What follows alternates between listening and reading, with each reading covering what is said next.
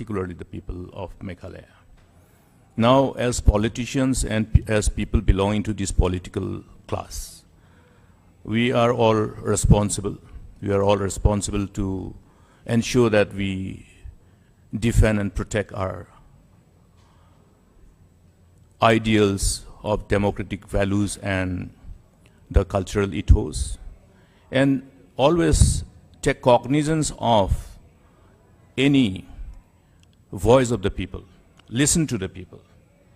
But I'm very sad to say that today we are in such a situation where people's voices are falling on deaf ears, whether it is at the state level or at the national level.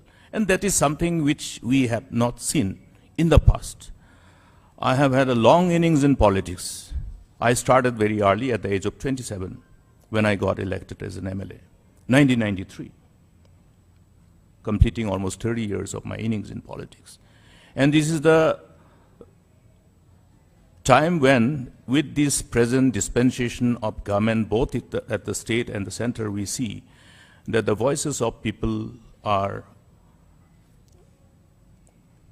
not considered as something to be taken into cognizance by the government of the day. And this is precisely why we say that we must continue to, therefore, draw the attention to the government. Today is the first time in the history of my political innings that we have to come and do what we did in the morning to draw the attention of the government of India. It is simple. I think what we mean is very clear indicative of our frustration for not getting the kind of attention from the government of the day. And this is something which is not in sync with what we expect in our given democracy, because this great nation has its own history.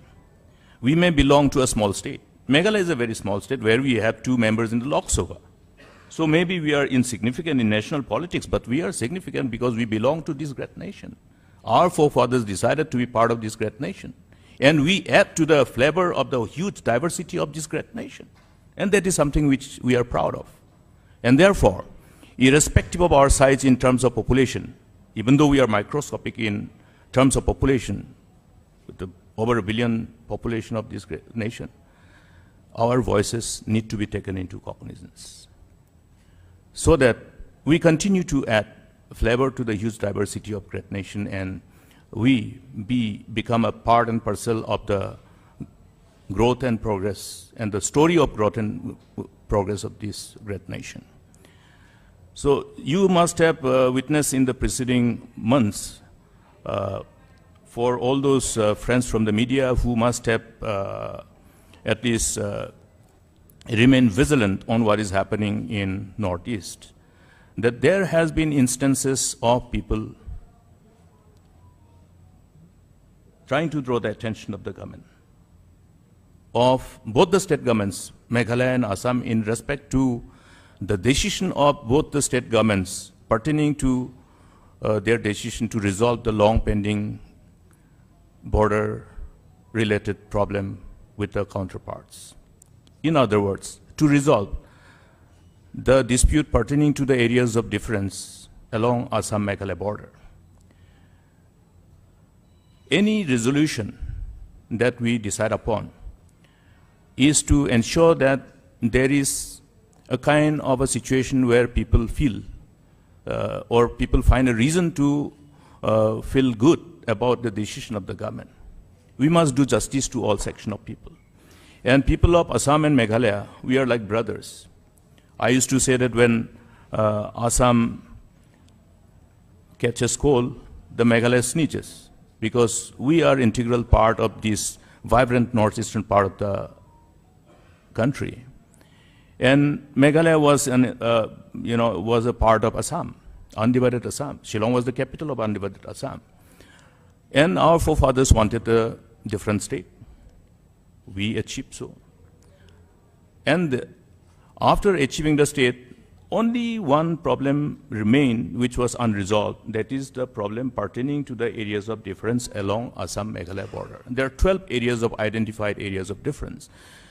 Now, I would not like to reconnect with the past, but the problem is that None of these issues could be resolved because we wanted to resolve this issue in a manner which is considered acceptable to all people. All people. When we say all people, means the people of both the states, Meghalaya and Assam, the stakeholders. I must be blunt in saying that this problem that has unfolded after the recent decision of these two states coming together to resolve these areas of difference along the Assam-Meghalaya border is because of the government itself. Because government has forgotten that if a problem which has been pending for such a long time, if required to be resolved, then it must be by taking everybody on board, by taking all the stakeholders on board. I would like to take this privilege to share with you, the complexity of the whole land tenure system in Meghalaya. When we say the stakeholders, that means in the context of Meghalaya, the land belongs to the people. Land belongs to the people, and the whole area that belongs to the people are governed by our traditional institution. Even the government, when we need land, we'll have to approach the community, we have to approach the clans who have the ownership of the land. And that is another state where, that is a state where we have the right over the land, the right over the surface, right over the minerals under the surface. So very, I must say, unique situation in respect of land tenure system. Therefore, this complexity has to be understood by people in authority when they want to evolve a mechanism for a solution. This was not done. And therefore, the resistance from the people, and therefore the expected line of response from the government to listen to their voices and comply with. But government of the day seems to be in a mood to bulldoze and impose, which is not inconsistent with the spirit of democracy. And as a political party, it is our binding responsibility to protect the interests of the people and be the voice of the people, and that's what exactly we are doing. Yeah. Now, on the language issue, there's so much of beauty in being able to take pride in one's identity, and language is obviously the indispensable part to indicate one's identity. And in the context of our demand for the inclusion of our Garo and Khasi languages under the 8th schedule of the Constitution of India, obviously is because it opens up lots of opportunities for our people. While our youth aspire to fill up in the job spaces available across the nation. And there should be a level playing ground for all. Our responsibility towards our people revolves around the question of justice and equality for all. Therefore, if others have been given this opportunity, it is only natural that we must give similar kind of opportunity to others.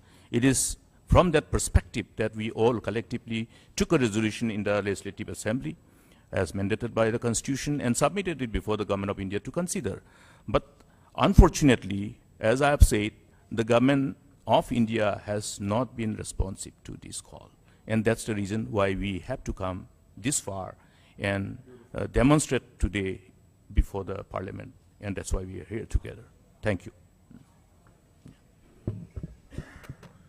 Thank you, Dr. Mukul Sangma, for very clearly articulating these two key issues for today. We move on to the third and last part of this press conference related to Meghalaya, which are there. If there are any questions, just identify yourself and ask the questions. Let me make one more announcement because of certain developments in Parliament. After this press conference concludes, the All India Trinamool Congress will have another press conference with a, should we say, a 7-minute break, and there we will discuss issues related to Parliament at that time. So you don't need to, maybe just a 7-minute break so we rearrange the table, the chairs. Okay. Dr. Sangma, any questions?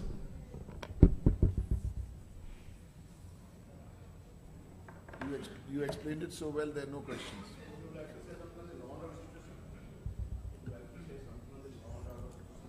Law and order situation.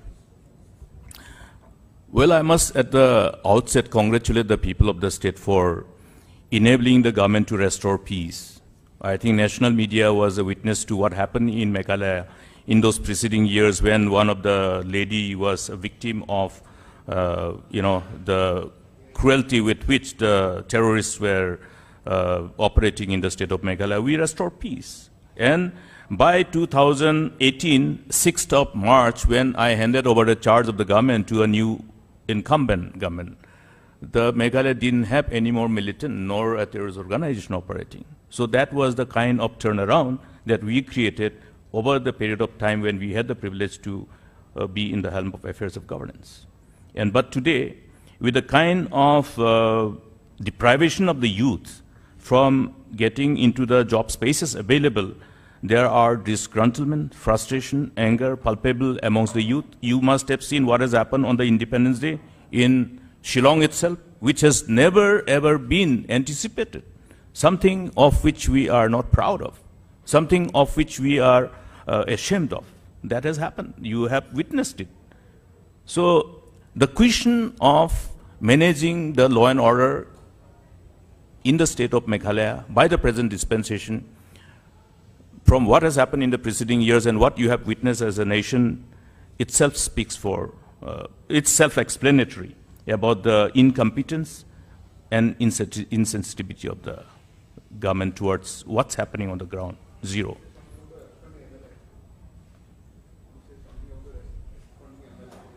Who is absconding? Not MLA. He's a member of the district council.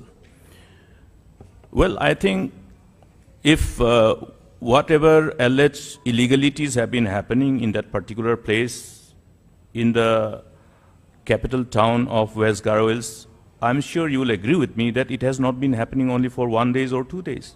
What was the government doing for so long? I think that is the question you'll have to pose before the Chief Minister or the government. What was the government doing for so long? Please understand one thing. The magnitude of problem in the state of Meghalaya and in Northeast is something which is really, really scary. The quantum of drugs that's flowing around, the number of peddlers getting involved, and various other associated evils that's happening there. And this is a time, when the government of the day decides to come up with a policy and program to make Meghalaya a den of gambling and other vices. This is something which is not in sync with our cultural ethos, our way of life. So we are really in a situation where the government of the day will have to take responsibility for all the mess that we are in.